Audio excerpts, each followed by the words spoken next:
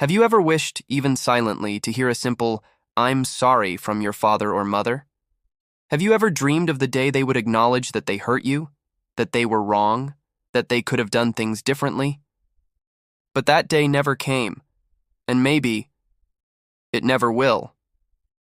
Toxic parents have an enormous difficulty, almost an inability, to admit they were wrong. They distort the facts, blame others, and even make you feel ungrateful just for trying to talk. But why? Why is it so hard for them to simply acknowledge that they made mistakes as parents? Today, we are going to clearly and deeply expose the roots of this behavior. You will understand why so many parents hide behind pride, denial, manipulation, and what this has to do with their own pains, traumas, and ego.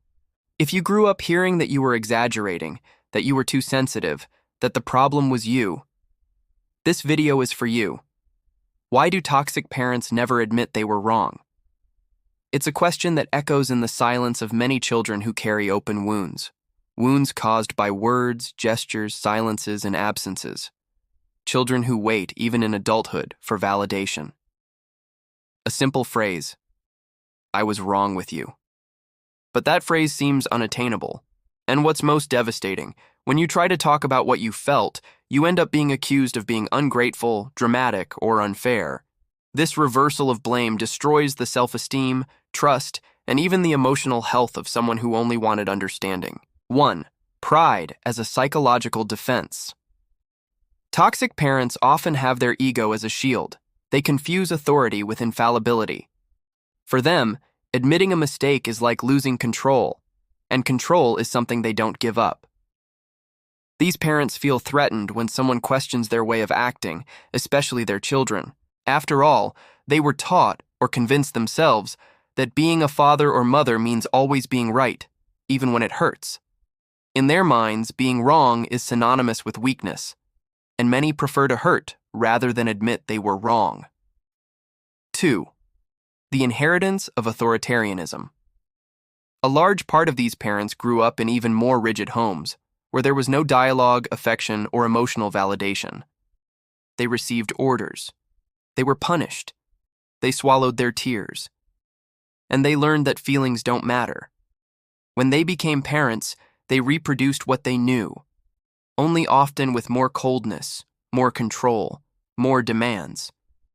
Admitting they were wrong would be acknowledging that they failed their children in the same way their parents failed them. It's a pain they avoid feeling, so they prefer to deny it. 3. The distortion of reality. Toxic parents have an almost unconscious ability to retell history in a way that preserves them as victims or heroes. Even in the face of evidence, memories, or tears, they will say, "You're making things up.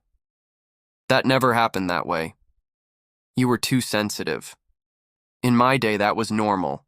This distortion is not just manipulation. In many cases, it's a defense mechanism that prevents them from facing the truth. Because facing the truth would require them to confront who they have become, and that is something many can to bear. 4. The need to maintain the image of good parents. Admitting they were wrong means letting go of the image they have built of themselves, that they did everything right, sacrificed themselves, gave their best, even when that's not true. These parents rely on this narrative to avoid guilt, because if they accept that they failed, they will need to deal with regret, shame, and worse, with the possibility of losing their children's respect. So they prefer to live in illusion. 5. Emotional manipulation as a form of control.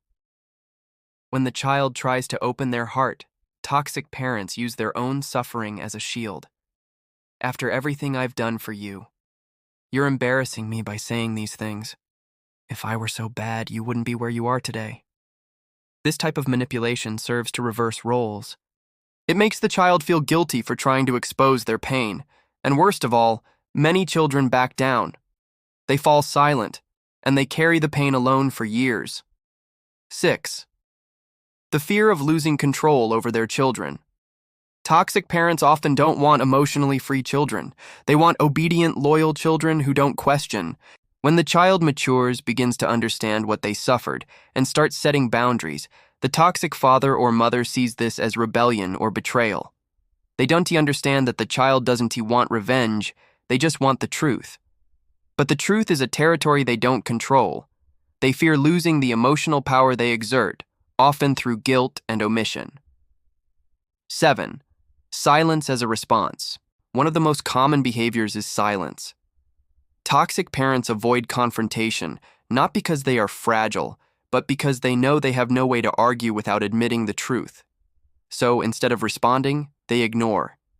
Instead of listening, they turn their backs. This silence hurts as much as harsh words, because silencing is denying the other person's pain.